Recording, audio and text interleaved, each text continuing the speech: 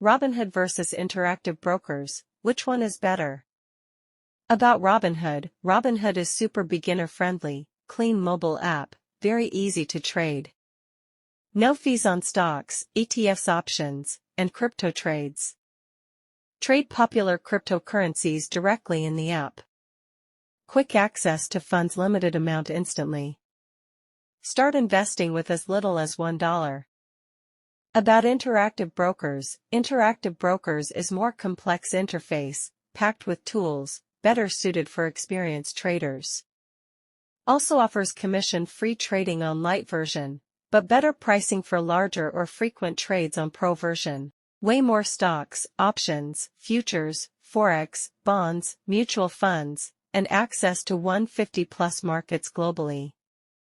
So, Robinhood is best for beginners, casual investors, mobile-first users.